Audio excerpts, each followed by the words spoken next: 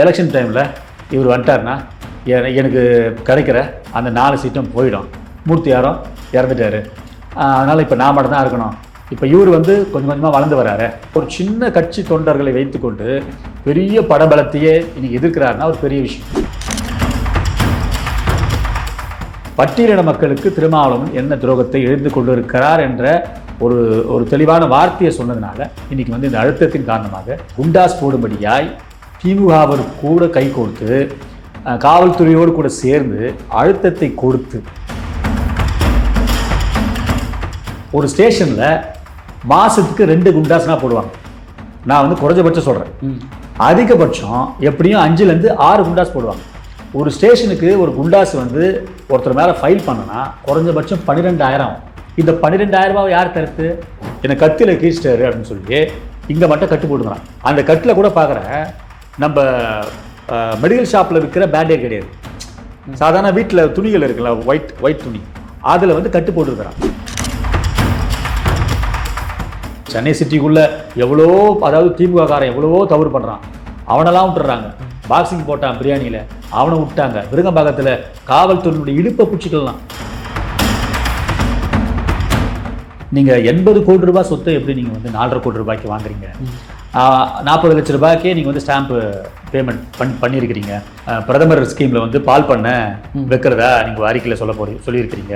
அண்ணாமலை அவர்கள் முன்னாள் IPS அதிகாரியாக இருக்கட்டும் அல்லது பாஜகவினுடைய மாநில தலைவராக இருக்கட்டும், இன்றைக்கு அதையும் தாண்டி அவர் விவசாய குடும்பத்தில் பிறந்த ஒரு மூத்த குடிமகன். அவங்களுக்கு வந்து பாரம்பரியமாக சொத்து இருக்குது. எனக்கு வந்து விவசாயம் பண்ணுறதுல ஒரு பற்று இருக்குது, அதை வச்சு தான் நாங்கள் வந்து லேண்டை வாங்குகிறோம். இது வாங்கினா நான் தப்புன்றேன். இது இப்போ தான் முதலமைச்சர், இப்போ தான் டெப்டி CM. இதுக்கு முன்னாடி ஒரு காரில் போகிறாரு, ரேஞ்சில் போய்க்கிறாரு, உதயநிதி அம்பரில் போய்க்கிறாரு, பெரிய பெரிய கோடிக்கணக்கில் வாட்சி கட்டுறாங்க. யார் இவர் எந்த கம்பெனியில் போயிட்டு எங்கே வேலை செஞ்சார்? கருணாநிதி வந்து அன்றைக்கி 50,000 ரூபாய் தான் சம்பளம் வாங்கினார். முதலமைச்சர் இவர் சம்பளம் 50,000 ரூபாய் தான் வாங்கினார். எப்படி இன்றைக்கி சென்னையிலே இவ்வளோ சொத்து எப்படி வந்துட்டேன்?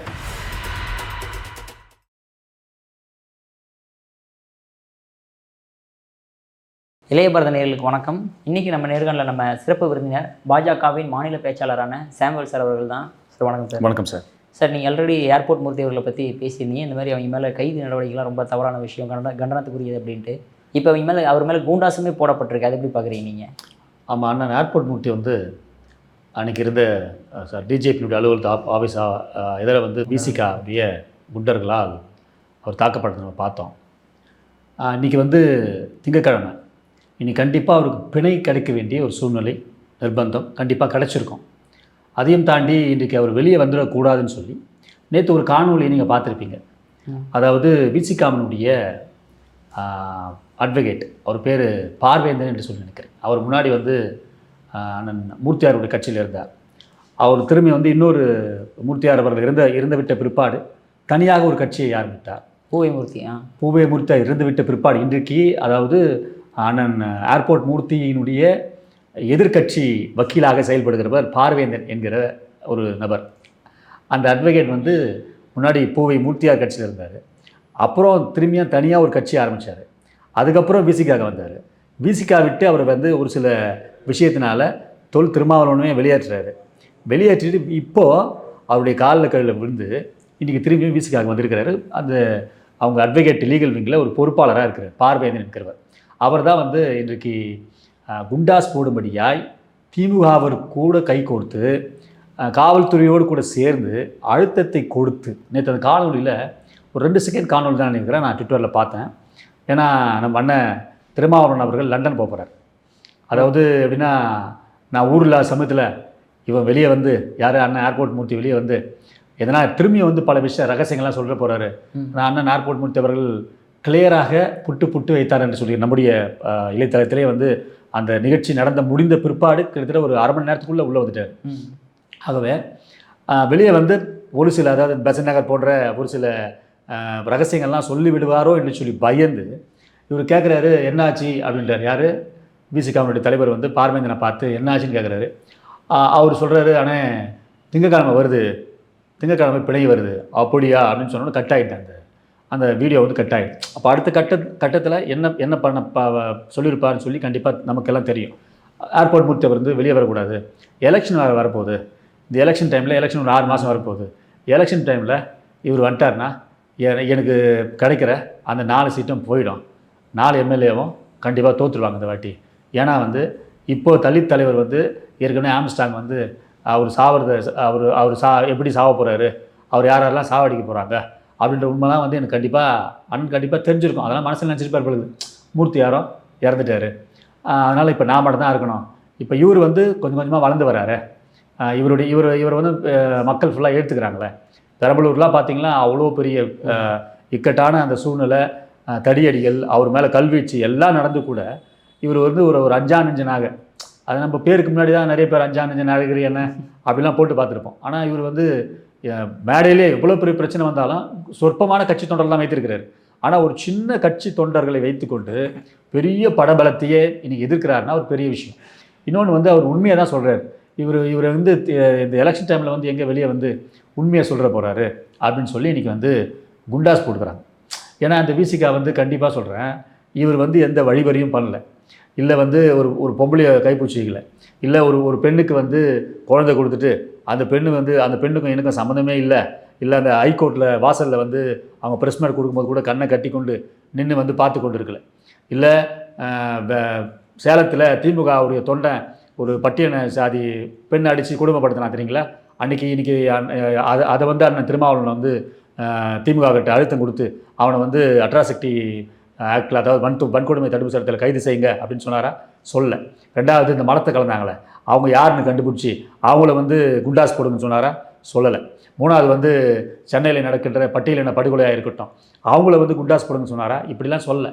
என்னை பற்றி தவறுதலாக பேசுனா, அதாவது தன்னுடைய உண்மை சுவாபத்தை, தன்னுடைய உண்மை விஷயத்தை பட்டியலின மக்களுக்கு திருமாவளவன் அங்கிருந்து என்ன செய்கிறார் என்ன செய்யவில்லை என்பதை சுற்றி காட்டி இன்றைக்கு சமூக வலைதளமாக இருக்கட்டும், அல்லது பொது மீடியாக இருக்கட்டும், அல்லது பட்டியலினத்தை சேர்ந்த மக்களாக இருக்கட்டும், தலித்து இளைஞர்களாக இருக்கட்டும், எல்லார்கிட்டையும் இன்றைக்கி சமூக வலைத்தளத்தின் மூலமாக அல்லது பொது மேடைகள் மூலமாக அதை சிறப்பான முறையில் தெளிவான முறையில் ஒரு பேச்சு இன்றைக்கி வந்து சிறுக சிறுக சிறுக சிறுக பட்டியலின மக்களுக்கு திருமாவளவன் என்ன துரோகத்தை எழுந்து கொண்டு இருக்கிறார் என்ற ஒரு தெளிவான வார்த்தையை சொன்னதுனால இன்றைக்கி வந்து இந்த அழுத்தத்தின் காரணமாக அண்ணன் மீது வந்து குண்டாஸ் போட்டிருக்காங்க. இந்த குண்டாஸ் போடுறதுக்கு உங்களுக்கு கதை தெரியுமா? ஒரு குண்டாஸுக்கு போனோன்னா எவ்வளோ ஆகும் தெரியுமா உங்களுக்கு? ஒரு ஸ்டேஷனில் மாதத்துக்கு 2 குண்டாஸ்னால் போடுவாங்க. நான் வந்து குறைஞ்சபட்சம் சொல்கிறேன், அதிகபட்சம் எப்படியும் 5லேருந்து 6 குண்டாஸ் போடுவாங்க. ஒரு ஸ்டேஷனுக்கு ஒரு குண்டாஸ் வந்து ஒருத்தர் மேலே ஃபைல் பண்ணனா குறைஞ்சபட்சம் 12,000 ஆகும். எதுக்கு 12 ஆகும்னா அவங்க அந்த பேப்பருக்கு, டைப்பிங்க்கு, அது வந்து அங்கே இருக்க அந்த ஜோடி செக்ஷனில் இருக்கிற வந்து இவருக்கு டிஎஸ்பிக்கு ஒன்று அனுப்பணும், எஸ்பிக்கு ஒன்று அனுப்பணும், டிஜிபிக்கு ஒன்று அனுப்பணும். அந்த புக்லெட் அந்த யார் குண்டாஸில் இருக்கிறாங்களோ அது ஒரு பெரிய புக்லெட், சார்ஜ் ஷீட் மாதிரி பெரிய புக்லெட்டாக இருக்கும். அந்த அவங்களுக்கு தரணும், அவங்க குடும்பத்துக்கு ஒருத்தருக்கு தரணும், அட்வொகேட்டுக்கு ஒருத்தருக்கு தரணும். இதெல்லாம் சேர்ந்து ஒரு குண்டாஸுக்கு 12,000 ரூபாய் ஆகும். இந்த 12,000 ரூபாவை யார் தருது? கவர்மெண்ட்டு நாங்கள் தரமாட்டேன்னு சொல்லி ஒரு அறிக்கையை பாஸ் பண்ணிட்டாங்க. அப்போது இந்த போலீஸ்காரர்களுக்கு குண்டாஸ் கண்டிப்பாக போட்டு தான், அதாவது குண்டாஸ் வந்து காஞ்சா விற்கிறவன், வழிபறி செய்கிறவன், தொடர்ந்து இப்படிப்பட்ட வந்து குற்ற செயலில் ஈடுபட்டு கொண்டு இருக்கிற நபர் மீது நீ குண்டாஸ் போடலாம். சமூக வலைதளத்தில் ஒரு கருத்தை பதிவிட்டு கருத்து சுதந்திரத்தை குறவலையை நெரிச்சிருக்கிற, இன்னொன்று நீங்கள் வந்து அங்கே இருக்கிற ஆளை விட்டு நீ வந்து அடிக்க விட்டுருக்கிற அந்த நம்ம முக்தர் அண்ணன் வந்து இப்போ ரீசெண்டாக அந்த குண்டாஸில் சரி நம்ம ஒருத்தர் அண்ணன் வந்து கத்தியில் கிழிச்சாருன்னு சொல்லி போய் படுத்தார் பாருங்க, திலீபன் சொல்லி. அந்த திலீபன் கிட்ட ஒரு பேட்டி எடுக்கிறார். அந்த திலீபன் ப்ளஸ் வந்து ரஜினி என்ற ஒரு வழக்கறிஞர்கிட்ட 2 பேருக்கிட்டையும் முக்தார் அண்ணன் வந்து ஒரு பேட்டி எடுக்கிறார். அந்த பேட்டியை பார்க்கும்போது ரொம்ப காமெடியாகவே இருக்குது. இவர் தெரிஞ்சுதான் எடுக்கிறாரா? இப்போ நீங்கள் வந்து நான் வந்து உட்காரன்னா நீங்கள் கொஸ்டின்லாம் சொல்ல மாட்டீங்க, நீங்கள் சமூக வலைத்தளத்தில் பார்க்குறாங்க, ஏதோ நீங்கள் சொல்லிக் கொடுத்து கேட்குற மாதிரி. ஆனால் முக்தார் எனக்கு தெளிவாக சொல்கிறேன், அந்த இந்தியா டுடேவா அவருடைய வலை ஒளித்தளத்தினுடைய பெயர் என்று நினைக்கிறேன். அந்த இதில் கான்செப்டில் திலீபன் என்பவன் என்னை கத்தியில் கீழ்ச்சிட்டாரு அப்படின்னு சொல்லி இங்கே மட்டும் கட்டு போட்டுக்கிறான். கட்டு எப்படி போடுறான்னா, இந்த ஊர் சைடெலாம் வந்து மாவு கட்டுக்கு பதிலாக கை ஒடிஞ்சா உள்ள அந்த பச்சையில மருந்தெல்லாம் வச்சு கட்டுவாங்களே, அந்த கட்டில் கூட பார்க்குற நம்ம மெடிக்கல் ஷாப்பில் விற்கிற பேண்டேட் கிடையாது. சாதாரண வீட்டில் துணிகள் இருக்குல்ல, ஒயிட் துணி, அதில் வந்து கட்டு போட்டுருக்கிறான். அந்த கையை இப்படி வச்சுக்கிறான் திலீபன்ன்றவர். அவர் கூட வந்து அவருடைய இன்னொரு வழக்கறிஞர் வந்து ரஜினி என்கிறவர் விசிகாவை சார்ந்த உட்கார்ந்து கொண்டு இருக்கிறாரு. அவர் சொல்கிறாரு, நாங்கள் வந்து டிஜிபி ஆஃபீஸ் பக்கத்தில் சந்தில் இருக்கிற ஒரு இடத்துல வந்து டீ குடிச்சோம், இவர் வராரு அப்படின்னு சொல்கிறார். வந்துட்டு அந்த இடத்துல தான் வந்து காரை போட்டாருன்ற. இது ஆல்ரெடி அவர் ஒரு கதையை சொல்கிறாரு. இவர் வந்து ஒரு லேண்டை, அண்ணன் ஏர்போர்ட் மூர்த்தி வந்து ஒரு லேண்டை வந்து ஆக்கிரமிச்சிட்டாரு. அவர் இன்னொருத்தவங்கிட்ட வந்து அதை பார்த்துக்க சொல்லி கொடுத்துருந்தாங்க, அவங்க எல்லாம் ஃபாரினில் இருக்கிறாங்க அப்படின்னு சொல்லி, அந்த ஃபாரினில், அதாவது அந்த ஸ்டேஷன் வாசலில் விசிகாரன் ஒருத்தர் நின்றுருந்தான். நான் அவனுக்கு ஃபோன் அடித்தேன், என்னடா என்ன தோழரே நீங்கள் நின்றுங்கிறீங்க, அதுவும் ஏர்போர்ட் மூர்த்தி நின்றுங்கிறீங்க அப்படின்னு சொல்லிட்டு இந்த திலீபன் வந்து மூர்த்தி அண்ணன் கூட இருந்த ஒரு விசிகாரங்கிட்ட இவர் ஃபோன் பண்ணி கேட்கும்போது இந்த லேண்ட் இஷ்யூ சொல்கிறாங்க. இந்த லேண்ட் இஷ்யூ சொன்ன பிற்பாடு இவன் போய் என்ன பண்ணுறான், இவனுக்கு முக்கியமான, அதாவது அந்த லேண்டை வந்து அண்ணன் வந்து அங்கே வந்து இது பண்ணவே இல்லை. அதனுடைய உள்நோக்கம் என்னன்னு தெரியவில்லை. அந்த உள்நோக்கம் தெரிந்தால் நம்ம சமூக வலைத்தளத்தில் பேசலாம். இந்த திலீபனுக்கும் ஏர்போர்ட் மூர்த்திக்கும் என்ன வேலை அப்படின்னா, அண்ணனை வந்து அண்ணன் ஏர்போர்ட் மூர்த்தி எங்கெல்லாம் போகிறாரோ இவர் வந்து போயிட்டு அண்ணங்கிட்ட போயிட்டு கட்டிங் கேட்குறது. யார்? இந்த திலீபன் போய் கட்டிங் கேட்குறது. அந்த முக்தாரனுடைய பேட்டியில் சொல்கிற கதையை நான் சொல்கிறேன், புரிதல், அதை நான் புரிந்து கொண்டு உங்கள்கிட்ட வந்து ஷார்ட்டாக சொல்ல விரும்புகிறேன். திலீபனுக்கும் ஏர்போர்ட் மூர்த்திக்கும் என்ன தொடர்பு? இந்த லேண்டு மேட்டரில் இவர் போய் யார் போய்கிறார், திலீபன் போய்கிறாரு, ஏன் ஏரியா அது, நீ வரக்கூடாது. அண்ணன் வந்து ஒரு நல்ல ஒரு சமரசமாக பஞ்சாயத்து மன்றத்தை தான் போயிருப்பாங்கன்னு சொல்லி நினைக்கிறேன். அவர் தப்பான ஒரு இடத்துலையோ தப்பான ஒரு காரியத்தையும் செய்ய மாட்டார், என்னை பொறுத்து மட்டும். திலீபன் அங்கே டீ குடிக்கும் போது அண்ணன் காரை பார்க்குறான். அண்ணங்கிட்ட தவறலதெல்லாம் ஒரு வார்த்தை அங்கே பேசுகிறான். வந்துட்டார் பற்றி இவரெலாம் ஒரு பெரிய ஆள். அந்த திலீபன் என்கிறவன் பேசும்பொழுது தான் அண்ணன் வந்து திரும்பி பார்க்குறாரு. நிற்கிறாங்க அந்த கருப்பு ஷர்ட் போட்டுங்கிற ஒருத்தர். அவர் வந்து லோக்கல் ஆள் தான். அதாவது இந்த திலீபன் இருக்கிறாரு, அவங்க வீட்டிலேருந்து ஒரு 4வது தெரு ஆள் தான், இவரும் லோக்கல் ஆள் தான். இவரும் சொல்கிறார், திலீபன் நீங்கள் இருங்க, ஏன் அவர் வந்து இன்னொரு மனு கொடுக்க வந்திருக்கிறாரு, அவர் ஏன் டிஸ்டர்ப் பண்ணுறீங்கன்னு சொல்லி இப்படி வாக்குவாதம் முற்ற ஒரு பெரிய மனுஷன் என்ன பண்ணுவான், செருப்பை கட்டி நீ எட்டன்னு கொடுத்தா அடிச்சிடலாம். நீ 4 பேர் இருக்கிற, 400 பேர் இருக்கிற கூட்டத்தில் கூட செருப்பை கட்டி எட்டந்து அடிச்சுவன் ஒரு ஆம்பளை வீரன் கிடையாது. ஒண்டி நீ மோதணும். ஆக இவர் இன்னைக்கு வந்து காவல்துறை ஒரு மெத்தனை போக்கா உண்மைத்தன்மை தெரியாமல் ஏற்கனவே அரெஸ்ட் பண்ணாங்க. ஆனால் இன்றைக்கி குண்டாஸ் போட்டிருக்கிறாங்க. கண்டிப்பாக அவர் சார்ந்த அவர் கூட இருக்கிற இயக்கங்கள், அன்றைக்கி பேர் சொல்ல விரும்பவில்லை, அவர்களுடைய வழக்கறிஞர்கள் எல்லாம் நாளைக்கோ இன்றைக்கோ போவாங்கன்னு நினைக்கிறேன். போயிட்டு அந்த புக்லெட்டை பார்ப்பாங்க. குண்டாஸ் கண்டிப்பாக உடைக்கப்படும். அண்ணன் வந்து இதுக்கெலாம் வந்து கண்டிப்பாக வந்து பயப்படவே மாட்டார். ஆக இந்த இப்போ சொல்ல வந்தது போல் ஒரு ஸ்டேஷனில் ஒரு ஆளுக்கு குண்டாஸ் போனோன்னா 12,000 ரூபாய் ஆகும். இப்போ அந்த தமிழக அரசும் வந்து அந்த காசை வந்து நான் தரமாட்டேன்னு சொல்லிட்டு ஒரு ஜியோ பாஸ் பண்ணிட்டாங்க. இந்த 12,000க்கு காவல்துறை என்ன செய்யும்? அவர் பாக்கெட்லேருந்து கொடுப்பாங்களா? இந்த 12,000 காவல்துறை ஸ்பான்சர் தேர்து கட்ட பஞ்சாயத்து பண்ணி அதில் வர அந்த காசு தான் எடுத்து என்ன பண்ணோம், இந்த குண்டாஸுக்கு செலவு பண்ணணும். இல்லை ரோட்டில் யாருன்னா அப்பாவிகள் வேலைக்கு போனால் இப்போ ரோட்டில் நின்று ஹெல்மெட் போடல, இல்லை லைசன்ஸ் இல்லை, இன்சூரன்ஸ் கிளியர் பண்ணல, இப்போ நீ கோர்ட்டுக்கு போனால் 10,000 ரூபாய், இங்கே கொடுத்தா 1000 ரூபான்னு சொல்லி இப்படி வசூல் பண்ணி தான் என்ன பண்ணணும், அந்த குண்டாஸுக்கான அந்த செலவையே கொடுக்கணும்.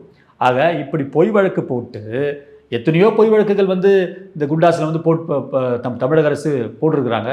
அதையெல்லாம் உடைத்து இன்றைக்கு உண்மையான, அதாவது நெஞ்சிலே தைரியம், அண்ணன் ஏர்போர்ட் மூர்த்தியை போல நெஞ்சிலே தைரியம் உள்ளவர்கள், மனதைரியம் உள்ளவர்கள், சமூகத்துக்காக போராடணும்னு சொல்கிறவங்கலாம் நிறைய பேர் வெளியே வந்து இது பொய் என்று சொல்லி நிரூபித்திருக்கிறார்கள். அந்த வகையிலே அண்ணன் வெளியே வந்து கண்டிப்பாக நிரூபிப்பார். விசிகாவினுடைய உண்மை முகத்திரையை கண்டிப்பாக கழிப்பார். உண்மையாக இந்த குண்டாஸ் கண்டிப்பாக அவருடைய வழக்கறிஞர்கள் வந்து கண்டிப்பாக இதை உடைப்பாங்கன்னு சொல்லி நான் நினைக்கிறேன். Okay sir. இப்போ பார்த்தோம் அப்படின்னா, இப்போ திமுக அரசுக்கோ இல்லை மற்ற கூட்டணி அரசுக்கோ யாராவது ஒருத்தர் எதிர்ப்பாக இருந்துட்டோம் அப்படின்னா இந்த மாதிரி எல்லாத்து மேலேயும் குண்டாஸ் போட வேண்டிய கட்டாயம் என்ன சார் வருது அவங்களுக்கு? அதுதான் சொல்கிறேன். உண்மைத்தன்மையை வந்து இப்போ குண்டாஸ் இப்போ 5 நாள் காவல், நீதிமன்ற காவல்னு சொன்னாங்கன்னா 5 நாள் பொறுத்து வெளியே வந்தவங்க என்ன பண்ணுவாங்கன்னா திரும்பி பேசுவாங்க. இப்போ தொடர்ந்து வந்து எப்படின்னா, இப்போ எங்களுடைய பாஜக சார்ந்த இப்போ இங்கே அண்ணன் இப்போ சதீஷன் கூட பேசுவார். அவர் சமூக வலைத்தளத்தில் ஒரு சில விஷயம்லாம் உண்மை கருத்துக்களை பேசுகிறாரு. அவரை பிடிச்சி இன்றைக்கி ஒரு சாமானிய மனுஷன், அந்த ஆள் டெய்லி வேலைக்கு போனால் குடும்ப குட்டியே கஞ்சி குடிக்கும், அவரை பிடிச்சி நீ 5 நாள் நீதிமன்ற காவலில் வச்ச.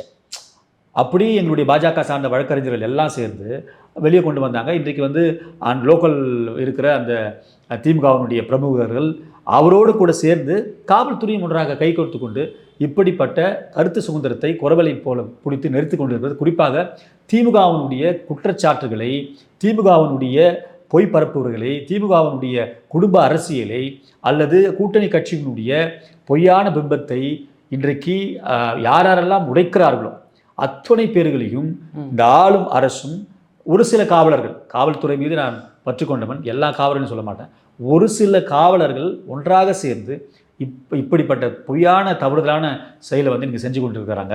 இப்போ சென்னை சிட்டிக்குள்ளே எவ்வளோ, அதாவது திமுக காரன் எவ்வளவோ தவறு பண்ணுறான், அவனெல்லாம் விட்டுறாங்க. பாக்ஸிங் போட்டான் பிரியாணியில், அவனை விட்டாங்க. விருங்கம்பாக்கத்தில் காவல்துறையினுடைய இடுப்பை பூச்சிக்கலாம், தனசேகரனுடைய ஏரியாவில், அவங்க சொந்தக்காரர் தான் நினைக்கிறேன், பேர் சொல்ல நான் விரும்பலை, இடுப்பை பூச்சிக்கலாம், அவனெல்லாம் விட்டாங்க. அதே தனசேகரனுடைய பேரனா ஒரு காலேஜ் மேட்டரில் ஒரு இப்போ ரீசெண்டாக 2 மாதத்துக்கு முன்னாடி காரை வச்சு ஏற்றினார். அவர் சாமானிய மனுஷன் சேர்த்துட்டான். அவன் போதையில் தான் இருந்தான்னு சொல்கிறாங்க. அவனுக்கு லைசன்ஸ் இருக்குதா இல்லையான்னு தெரியல. இப்படி தொடர்ந்து திமுக காரணம், திமுகவுடைய கூட்டணி கட்சி காரணம், அவன் பண்ணால் மாத்திரம் இன்றைக்கி வந்து நீதிமன்ற காவலும் கிடையாது, ஸ்டேஷனில் கூட்டு போய்ட்டு ஓன் பையிலே விட்டுறாங்க.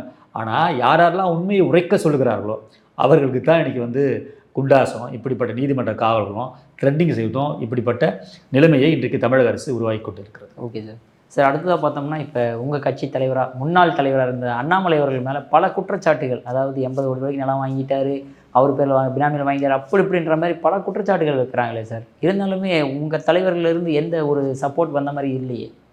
அதாவது இந்த குற்றச்சாட்டு வந்து யார் வைக்கிறதுனா திமுக ஆரம்பிக்கலை, இன்னொன்று அதிமுக ஆரம்பிக்கலை, குறிப்பாக தேசியத்தினுடைய பின்னோக்கியாய் போய்கொண்டிருக்கிறவர்கள் தான் இதை வச்சிருக்கிறாங்க. அதை அந்த வகையில் பார்க்கும்பொழுது அண்ணன் அவரும் ஒரு சமூக ஊடகத்தில் ஒரு உயர்ந்த ஸ்தானத்தில் இன்றைக்கு போய் கொண்டிருக்கிறார். அவர் ஏன் இப்படி வைத்தார் என்று சொல்லி நம்ம பார்க்கும்பொழுது கொஞ்சம் மனசுக்கு கொஞ்சம் சலசலப்பாக தான் இருக்குது. அதற்கான கவுண்டர் அறிக்கையும் வந்து இன்றைக்கி எங்களுடைய முன்னாள் மாநில தலைவர் அண்ணாமலை அவர்கள் தெளிவாக கொடுத்துருக்கிறார். ஆகவே அவங்க வந்து வைக்கிற கேள்வி ஒரு 5 கேள்வி இல்லது 4 கேள்வி இருக்கிறாங்கன்னு நினைக்கிறேன். அதாவது நீங்கள் 80 கோடி ரூபாய் சொத்தை எப்படி நீங்கள் வந்து 4.5 கோடி ரூபாய்க்கு வாங்குறீங்க, 40 லட்ச ரூபாய்க்கே நீங்கள் வந்து ஸ்டாம்ப்பு பேமெண்ட் பண்ணியிருக்கிறீங்க. ரெண்டாவது வந்து அதில் வந்து நீங்கள் வந்து பிரதமர் ஸ்கீமில் வந்து பால் பண்ண வைக்கிறதா நீங்கள் அறிக்கையில் சொல்லியிருக்கிறீங்க. சவுக்கு சங்கர் என்ன சொல்கிறாருன்னா, சவுக்கு சங்கர் அண்ணன் சவுக்கு சங்கர் அண்ணன் எல்லாத்தையும் தெளிவாக சொல்கிற ஒரு ஆள் இதில் மட்டும் கோட்டை விடுறாரு. அது வந்து பிஎம்ஜிபியா பிஎம்இபி, அதாவது தொழில் யாரெல்லாம் பண்ணுறாங்களோ அவங்களுக்கு வந்து மேண்டராக ஒருத்தர் லோன் எடுப்பாங்க, தொழில் பண்ணுறவங்களுக்கு முதலீடை தருகின்ற ஒரு திட்டம் தான் நம்முடைய பிரதமனுடைய சென்ட்ரல் கவர்மெண்ட்டுடைய திட்டம். இந்த திட்டத்தை பற்றி அண்ணன் சவுக்கு சங்கர் அவர்கள் தெளிவாக படிக்க வேண்டும். அண்ணாமலை அவர்கள் முன்னாள் ஐபிஎஸ் அதிகாரியாக இருக்கட்டும் அல்லது பாஜகவினுடைய மாநில தலைவராக இருக்கட்டும், இன்றைக்கு அதையும் தாண்டி அவர் விவசாய குடும்பத்தில் பிறந்த ஒரு மூத்த குடிமகன். அவங்களுக்கு வந்து பாரம்பரியமாக சொத்து இருக்குது. அவங்க ஆயா வீட்டில் ஒரு வளர்ந்தவர், அவருக்கு தாய் மாமன் இருக்கிறாங்க, அவங்க அவங்க அவங்க அத்தைங்க இருக்கிறாங்க. அவருக்கு வந்து கட்சிக்கு வருவதற்கு முன்பதாகவே விவசாயத்தில் ஒரு நல்ல ஒரு ஈடுபாடு உள்ள ஆளுன்னு சொல்லி நீங்கள் வந்து இப்போ பாஜக நிறைய மேடைகள்லேயே சொல்லுவார். இதெல்லாம் என்ன, எனக்கு ஏக்கரை ஒரு 10 ஏக்கரை கொடுத்தாங்களா, அதிலே நான் வந்து விவசாயம் பண்ணி 4-5 ஆடுகளை ஓட்டி மாடுகளை மேய்ச்சி நான் வந்து பெரிய ஆள் ஆகிடுவேன் அப்படின்னு சொல்லி ஆரம்பத்துலேருந்தே அவர் சொல்லி கொண்டிருந்த காரியம் தான்.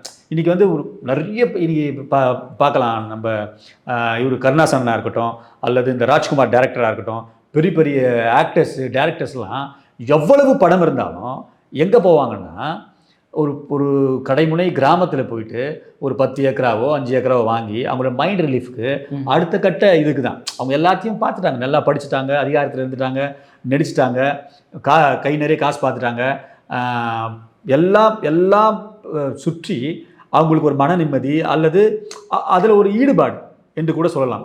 அந்த வரிசையில் தான் அண்ணனை வந்து மேடைக்கு சொல்லுவார், என்னதான் படித்தாலும் நான் ஒரு விவசாயி மகன், எங்கள் அப்பா பேர் குப்புசாமி, நான் வந்து கலைஞருடைய பேனரில் வரல, நான் வந்து உதயநிதி ஸ்டாலினுடைய பேனரில் வரல, இன்பநிதியா அல்லது இன்பநிதி பேனரில் அவங்க பிறக்க போகிற பிள்ளைங்க பேனரில் நான் வரல, எங்கள் அப்பா வந்து பேசிக்காக விவசாயி, எங்கள் தாய் தகப்பனுடைய குடும்பம் பாரம்பரிய குடும்பம் விவசாயி. நீங்கள் நிறைய காணொலியில் பார்த்துருப்பீங்க, அவர் வந்து காளமாடு ப்ளஸ் வந்து இந்த பாரம்பரிய விஷயத்தில் வந்து ரொம்ப ஈடுபாட்டு உள்ள ஆள். அந்த வரிசையில் தான் இவங்க என்ன பண்ணுறாங்கன்னா 2021க்கு அவருடைய அஃபிடஃபியில் பார்த்தீங்கன்னா அவருடைய சொத்து வரி வந்து 2.5 கோடி ரூபாய்க்கு மேலே இருந்தது. ஓகேங்களா? அவருடைய சேவிங்ஸில் 2.5 கோடி ரூபாய்க்கு மேலே இருந்தது. அவர் என்ன சொல்கிறாருன்னா, நானும் என்னுடைய மனைவியும் கொஞ்சம் காசு வச்சுருந்தோம், எனக்கு வந்து விவசாயம் பண்ணுறதுல ஒரு பற்று இருக்குது, அதை வச்சு தான் நாங்கள் வந்து லேண்டை வாங்குகிறோம். இது வாங்கினா நான் தான் தப்புன்றேன்.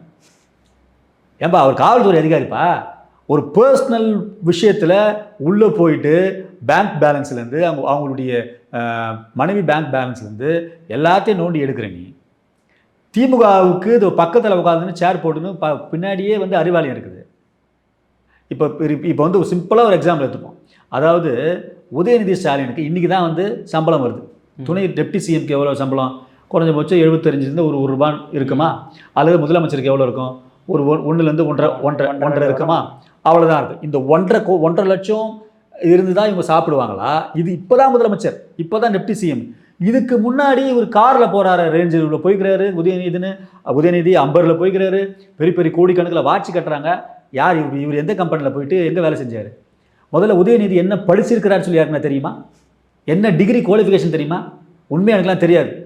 இன்பநிதி என்ன படிச்சிருக்கிறாரு, எங்கே படித்தார், டிகிரி குவாலிஃபிகேஷன் தெரியுமா? தெரியாது. அண்ணன் மு.க. ஸ்டாலின் என்ன படித்தாருன்னு உண்மையாக சமூக மக்களுக்கு, நாட்டு மக்களுக்கே தெரியல, எனக்கே தெரியல. ஆக இவங்களாம் அப்பாவுடைய சொத்தில் பிள்ளைங்களுக்கு வாங்கி தராங்க. ஏன் எங்கள் அண்ணன் அண்ணாமலைக்கு அப்பா இல்லையா? எங்கள் அண்ணன் அண்ணாமலைக்கு அம்மா இல்லையா? அவங்க அம்மா வந்து சேவிங் பண்ணி வச்சுருக்க மாட்டாங்களா? அவங்க அப்பா பேங்க் பேலன்ஸில் காசு வச்சுருக்க மாட்டாரா? இப்போ நான் போயிட்டு எங்கள் அப்பா கட்டியோ எங்கள் அம்மா கட்டியோ நான் சொத்து வாங்கணும்பா, நான் கொஞ்சம் காசு வச்சுக்கிறேம்மான்னு சொன்னால் எங்கள் அப்பா கண்டிப்பாக எனக்கு தரமாட்டாரா? இதெல்லாம் நொட்டம் சொல்லிக்கின்னு உட்காந்துருக்கணுமா சமூக ஊடகத்தில்? இவர்களுக்கு என்னென்னா ஒரே தாக்கம். ஏன்னா இது அண்ணாமலை அண்ணனை பொறுத்தவரை ஸ்ட்ரைட் ஃபார்வர்டு, வெட்டு 1 துண்டு 2.